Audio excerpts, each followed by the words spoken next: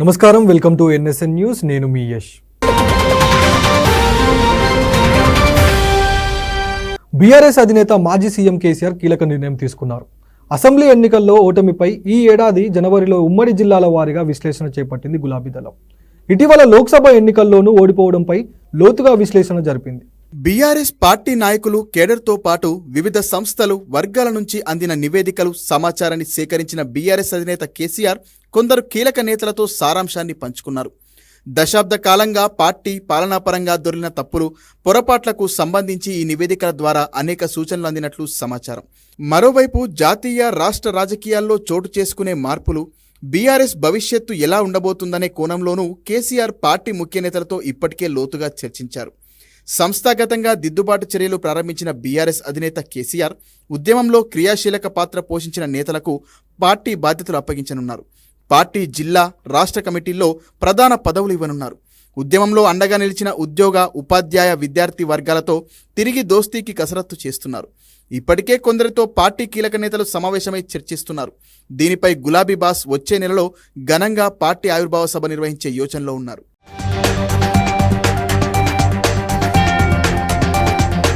AP మాజీ ముఖ్యమంత్రి జగన్ హయాంలో వేల కోట్ల అవినీతి జరిగిందని టీడీపీ నేత బుద్దా వెంకన్న ఆరోపించారు. టీడీఆర్ బండ్లను అడ్డుపెట్టుకుని జగన్ వేల కోట్లు దోచుకున్నారని ఆయన ధ్వజమెత్తారు. విజయవాడలో టీడీపీ నేత బుద్దా మీడియాతో మాట్లాడారు. జగన్ ఆదేశాలతోనే టీడీఆర్ బాండ్లలో భారీ స్కామ్ జరిగిందని వ్యాఖ్యానించారు. టీడీఆర్ బాండ్ల స్కామ్పై పూర్తి స్థాయిలో విచారణ జరపాలని బుద్దా వెంకన్న డిమాండ్ చేశారు. ఇక ఈ బాండ్ల స్కామ్పై సిఐడికి తాను లిఖితపూర్వకంగా ఫిర్యాదు చేయనున్నట్లు చెప్పుకొచ్చారు. సిఐడి అధికారులు ఈ స్కామ్పై విచారణ జరిపి చర్యలు తీసుకోవాలని బుద్దా సూచించారు.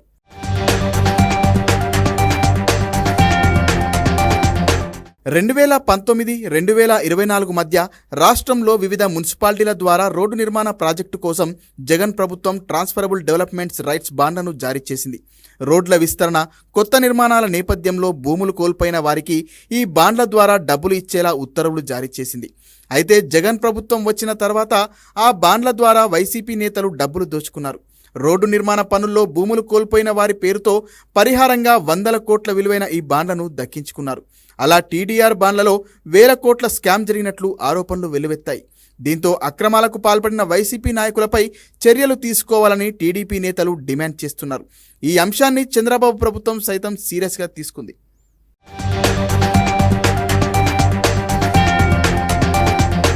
డ్రగ్స్, గంజాయిపై హైదరాబాద్ పోలీసులు ఉక్కుపాదం మోపు ఎక్కడికక్కడ కట్టడి చేసేందుకు నగర వ్యాప్తంగా ముమ్మరంగా తనిఖీలు చేస్తున్నారు. అనుమానం వచ్చిన అన్ని చోట్ల సోదాలు చేస్తున్నారు.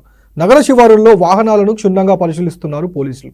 హైదరాబాద్ నగర వ్యాప్తంగా పోలీసులు డ్రగ్స్, గంజాయిపై ఫుల్ ఫోకస్ పెట్టారు. అయినా సరే అక్రమార్కులు వక్రమార్గంలో గంజాయిని ట్విన్ సిటీకి రవాణా చేస్తున్నారు. ఇతర రాష్ట్రాలు, విదేశాల నుంచి హైదరాబాద్కు డ్రగ్స్ తెప్పించేస్తున్నారు. క్లబ్బులు, పబ్బులకు విక్రయాలు జరిపి సొమ్ము చేసుకుంటున్నారు. తాజాగా భాగ్యనగరంలో అర్ధరాత్రి డ్రగ్స్ కలకలం రేపింది. కేవ్ క్లబ్పై నార్కోటిక్ బ్యూరో చేసిన దాడుల్లో కొకైన్ తీసుకుంటూ డీజే గౌరవ్ పట్టుబడ్డారు. అంతేకాదు క్లబ్లో ఉన్న 55 మందికి టెస్టులు నిర్వహించడంతో సంచలన విషయం వెలుగులోకి వచ్చింది. 24 మంది గంజాయి సేవిస్తున్నట్లు గుర్తించారు. గోవా నుంచి సైకాటిక్ డ్రగ్స్ దిగుమతి చేసినట్లు అధికారులు నిర్ధారించారు. డ్రగ్స్ వినియోగదారులు డీజే గౌరవ్తో టచ్లో ఉన్నట్లు గుర్తించారు. డ్రగ్స్ కోసం వినియోగదారులు కోడ్ లాంగ్వేజ్లో చాటింగ్ చేసినట్లు పోలీసులు తెలిపారు. దీంతో క్లబ్ నిర్వాహకులపై కేసు నమోదు చేసి దర్యాప్తు చేస్తున్నారు.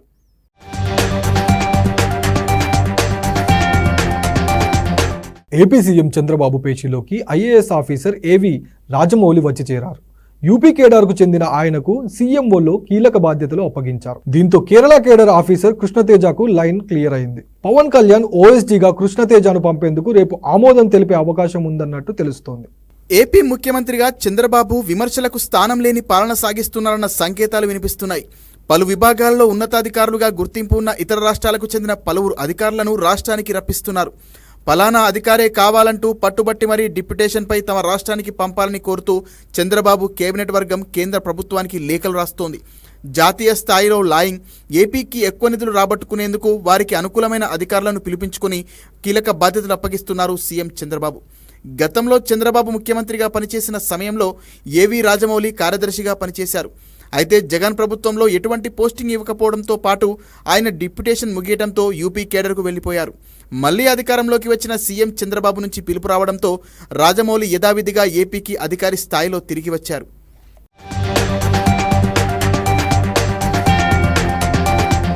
మహిళా ఆసియా కప్ 2024 టోర్నీ ఈ నెల 19న ప్రారంభం కానున్న నేపథ్యంలో బీసీఐ టీం ఇండియా జట్టును ప్రకటించింది. 15 మందితో కూడిన స్క్వాడ్ ను బీసీఐ వెల్లడించింది. మొన్న పురుషుల టీ20 ప్రపంచ కప్ లో భారత్ విజయం సాధించింది.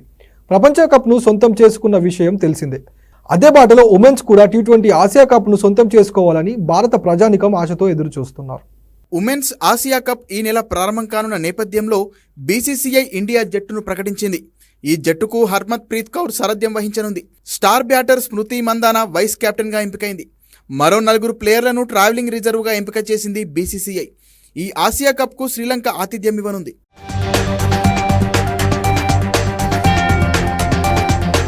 గత సీజన్ లాగే ఈసారి కూడా టీ20 ఫార్మాట్లోనే టోర్నమెంట్ జరగనుంది. భారత్, శ్రీలంక, బంగ్లాదేశ్ సహా మొత్తం 8 జట్లు ఈ టోర్నీలో పాల్గొనున్నాయి.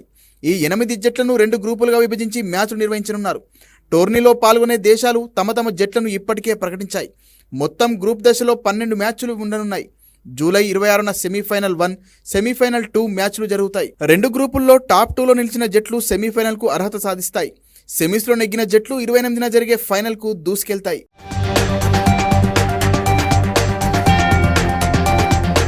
ఈ టోర్నీలో తొలి రోజే high voltage game Bharat Pakistan మధ్య జరగనుంది.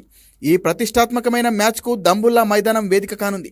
జూలై 19న రాత్రి 7 గంటలకు మ్యాచ్ ప్రారంభం కానుంది. గతంలో టీమిండియా 6 సార్లు పాకిస్తాన్తో తలపడగా అన్నింట్లోనూ విజయం సాధించింది. ఇక ఓవరాల్గా ఈ ఇరు జట్లు 14 టీ20 మ్యాచ్ల్లో పోటీ పడగా భారత్ 11 సార్లు, పాకిస్తాన్ 3 మ్యాచ్ల్లో నెగ్గింది.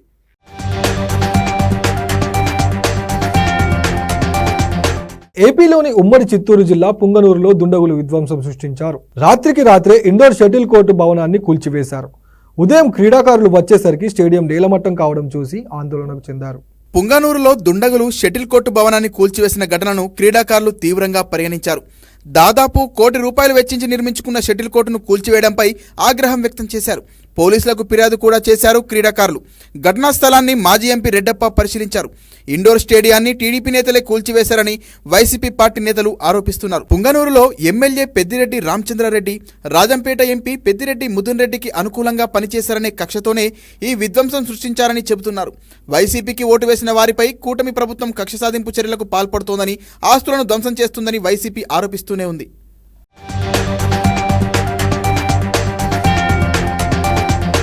మాస్కోలోని ప్రధాని నరేంద్ర మోడీ పూర్తిస్థాయి పర్యటనను రష్యా ఆశిస్తున్నట్టు క్రెమ్లిన్ అధికారిక ప్రతినిధి పెస్కోవ్ తెలిపారు. భారత రష్యా మధ్య సంబంధాలకు మోడీ పర్యటన ఎంతో కీలకమైందన్నారు. పుతిన్ ఆహ్వానం మేరకు ప్రధాని రేపు, ఎల్లుండి మాస్కోలో జరిగే 22వ భారత్ రష్యా వార్షిక శిఖరాగ్ర సదస్సుకు హాజరవుతున్నారు. దేశాధినేతలిద్దరూ అధికారిక, అనధికారిక చర్చలు జరపనున్నట్టు క్రెమ్లిన్ వెల్లడించింది. 2 దేశాల సంబంధాలు వ్యూహాత్మక భాగస్వామ్య స్థాయిలో ఉన్నాయని వివరించారు. 5 ఏళ్లలో మోడీ రష్యాలో పర్యటించడం ఇదే తొలిసారి. 2019లో వ్లాడివోస్టోక్లో జరిగిన ఆర్థిక సమావేశంలో ప్రధాని మోడీ పాల్గొన్నారు. ఇప్పటి వరకు భారత్ రష్యా మధ్య 21 వార్షిక శిఖరాగ్ర సమావేశాలు జరిగాయి. 2021 ఢిల్లీలో జరిగిన చివరి వార్షిక శిఖరాగ్ర సమావేశంలో పుతిన్ పాల్గొన్నారు.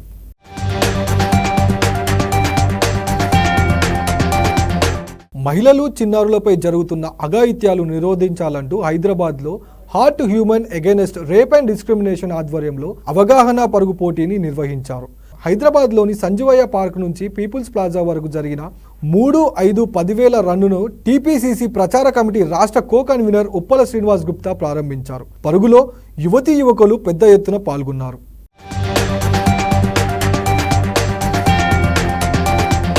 రైతు భరోసా 5 ఎకరాలకు మాత్రమే పరిమితం చేసిన రైతులకు ఏటా 75,000 పెట్టుబడి సహాయం పొందుతారని ఎమ్మెల్సీ కాంగ్రెస్ నేత జీవన్ రెడ్డి స్పష్టం చేశారు.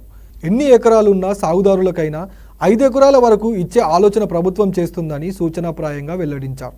జగిత్యాల జిల్లా సారంగపూర్ మండలం అర్సపల్లి వన మహోత్సవంలో పాల్గొన్న జీవన్ రెడ్డి మొక్కలు నాటారు.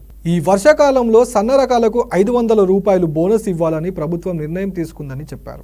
5 ఎకరాలు మనం సీలింగ్ పెట్టుకున్నా కానీ 7,500 ఇవ్వగలిగితే పంటకు సంవత్సరానికి 15,000 అవుతుంది. కేంద్ర ప్రభుత్వం ఇచ్చే 6,000 సంవత్సరానికి. మనం 2 పంటలు కలిపి 15,000 వస్తాయి కదా. 15,000 × 5 ఎంత వస్తాయి? 75,000. అంటే కేంద్ర ప్రభుత్వం 6,000కు పరిమితం చేస్తే దాన్ని మనం 75,000 వరకు ఇచ్చడానికి పరిశీలిస్తున్నాం. 5 ఎకరాల పైబడి ఉండేటువంటి వాళ్ళకు కూడా ఏదైతుందో ఎంతున్నా 5 ఎకరాల కన్నా ఇస్తే బాగుంటుందని ఒక ఆలోచన. ఒకటి ఉచిత విద్యుత్తు, రెండోది రైతు భరోసా, మూడోది రుణమాఫీ, నాలుగోది సన్న రకాలకు 500 రూపాయలు ప్రోత్సాహం క్వింటల్కు, పంటల బీమా పథకంలో రైతుపై భారం లేకుండా రాష్ట్ర ప్రభుత్వమే ఆ ప్రీమియం భారాన్ని భరించటం. ఈ 6 ప్రోగ్రామ్స్ ఏదైతే ఉందో తెలంగాణ రాష్ట్రంలో మాత్రమే ఇవి అమలు చేయబడుతుంది.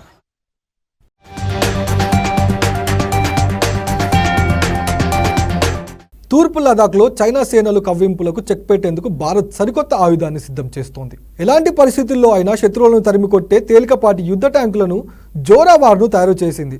రక్షణ పరిశోధన అభివృద్ధి సంస్థ DRDO, ఎల్ఎన్ టీంలు సంయుక్తంగా జోరావార్ను అభివృద్ధి చేశాయి. ట్రయల్ పరీక్షలను నిర్వహించేందుకు సిద్ధమయ్యాయి.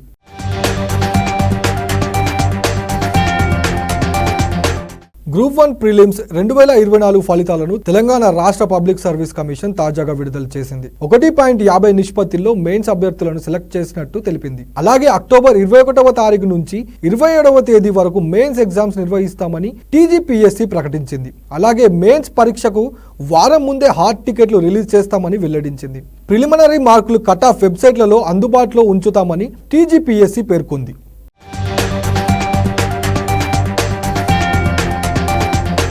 ఏపీ సీఎం చంద్రబాబు హైదరాబాద్లోని ఎన్టీఆర్ ట్రస్ట్ భవన్ కు బయలుదేరారు. ఈ క్రమంలో జూబ్లీ హిల్స్ లోని ఆయన నివాసం నుంచి ఎన్టీఆర్ భవన్ వరకు ర్యాలీ నిర్వహిస్తున్నారు. 4వసారి సీఎం బాధ్యతలు చేపట్టాక ఆయన తొలిసారి ఎన్టీఆర్ భవన్ కు వెళ్తున్నారు. ర్యాలీ అనంతరం ఎన్టీఆర్ భవన్ లో చంద్రబాబుకు టీడీపీ నేతలు సన్మానం చేయనున్నారు. ఆయనకు ఘన స్వాగతం పలికేందుకు పార్టీ శ్రేణులు పెద్ద ఎత్తున తరలివస్తున్నారు.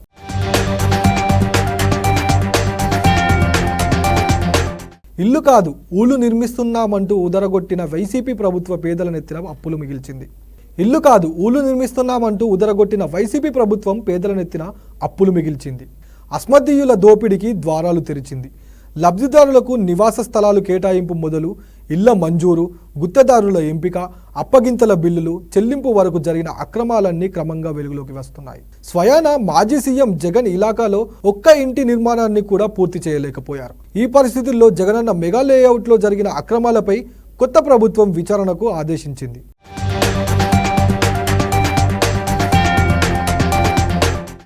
అమరావతితో పాటు ఏపీ అభివృద్ధికి అత్యంత ముఖ్యమైన రాష్ట్ర ఆర్థిక కార్యకలాపాలకు కీలకమైన ఔటర్ రింగ్ రోడ్డు ప్రాజెక్టును పూర్తిగా కేంద్ర ప్రభుత్వ ఖర్చుతో చేపట్టేలా ముఖ్యమంత్రి చంద్రబాబు ఒప్పించడం రాష్ట్ర అభివృద్ధి ముఖ చిత్రాన్ని మార్చే పరిమాణంగా చెప్పవచ్చు.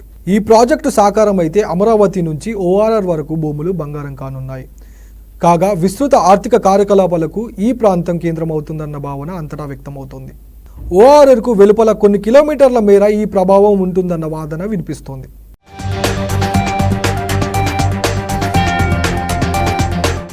ఏళ్లు గడుస్తున్న విజయవాడలోని కొండ ప్రాంత ప్రజల కష్టాలు మాత్రం తీరడం లేదు.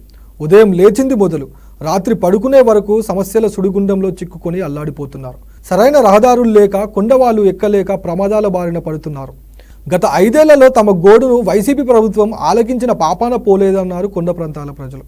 కొత్త ప్రభుత్వం అయినా సమస్యల్ని పరిష్కరిస్తుందని ఆశగా ఎదురు చూస్తున్నారు.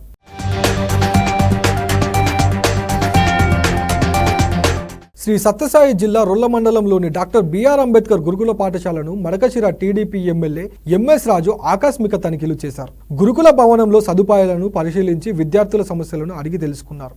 అనంతరం విద్యార్థుల నైపుణ్యాన్ని పరీక్షించారు. అంబేద్కర్ రాజ్యాంగ ప్రాముఖ్యతను విద్యార్థులకు బోధించారు. ఎమ్మెల్యే మాటలకు ముగ్ధులైన విద్యార్థులు ఆయనతో కరచాలనానికి ఎగబడ్డారు. ఎంఎస్ రాజు సహా మాజీ ఎమ్మెల్సీ గుండుమల తిప్పేస్వామి విద్యార్థులతో కలిసి రాత్రి పాఠశాలలోనే బస చేశారు. టికెట్ తెచ్చుకోవాలంటే నేనేం చేయాలి? నా దగ్గర ఉన్నటువంటి ఆయుధం ధైర్యం. ధైర్యంగా పోరాటం చేసిన, అనేక పోరాటాలు చేసిన చంద్రబాబు నాయుడు గారి ఆశీస్సులతో నేను ఈరోజు ఈ నియోజకవర్గంలో వీరికి రాగలిగిన, ఇక్కడ ఉన్నటువంటి తిప్పేశామన్న గారి సహకారం, శ్రీనివాసమూర్తి గారి సహకారం, ఇక్కడ ఉన్నటువంటి నాయకులు, మడకశిర నియోజకవర్గ ప్రజలు నన్ను శాసనసభ్యుడిగా మీ ముందుకు తీసుకొచ్చారు. మీ అందరికీ ఒకటే చెప్తాను, ఇందాక తమ్ముడు నేను IAS అవుతానని చెప్పాడు. ఎస్, మనందరం అభినందించాలి. లక్ష్యం లేకుండా జీవించకూడదు.